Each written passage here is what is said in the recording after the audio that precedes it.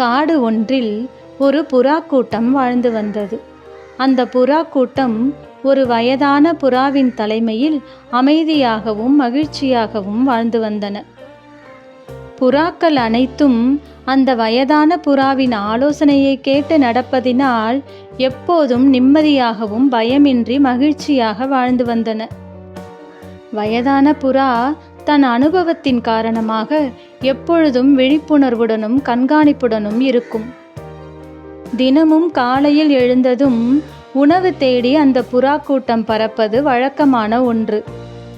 காட்டுப்பகுதியில் உணவு தேடும்போது அந்த வயதான புறா சொல்கிற இடத்தில் இருக்கும் தானியங்களைத்தான் அந்த புறாக்கள் சாப்பிடும்.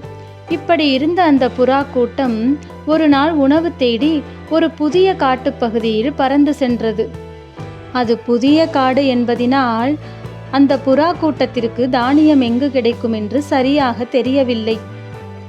இப்படியே தானியங்களை தேடி வெகு தூரம் பறந்த அந்த புறா கூட்டம் மிகவும் சோர்வடைந்து போனது. அந்த நேரத்தில் ஒரு பாறை பகுதியில் தானியங்கள் நிறைய கொட்டி கிடப்பதை பார்த்தன அந்த இளைய புறாக்கள். உடனே அந்த தானியங்களை எடுத்து சாப்பிட அவசரமாக இளைய புறாக்கள் அனைத்தும் கீழே இறங்கின.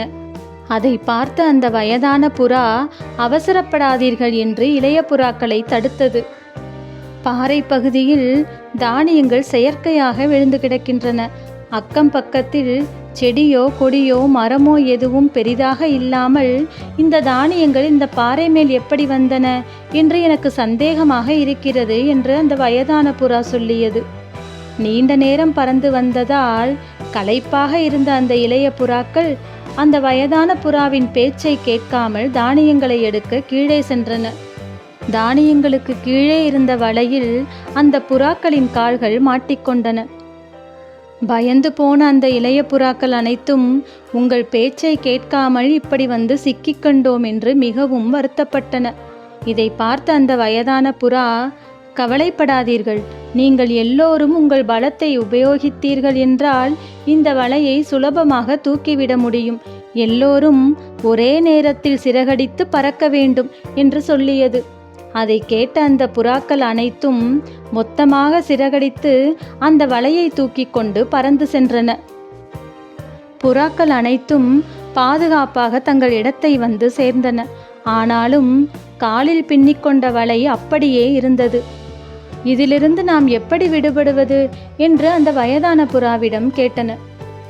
நாம் வாழும் இந்த காட்டில்தான் எனக்கு தெரிந்த ஒரு பலம் வாய்ந்த எலி வாழ்ந்து கொண்டிருக்கிறது. அதனிடம் சென்று நாம் உதவி கேட்போம் என்று அது சொல்லியது.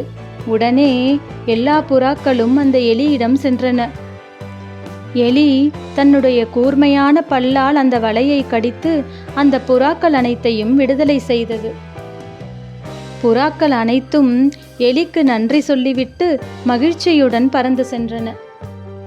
ஒற்றுமையாக பறந்து உயிர் தப்பிய இந்த புறாக்கள் போல நாமும் ஒற்றுமையாக இருந்தோம் என்றால் பெரிய சாதனைகள் செய்யலாம்.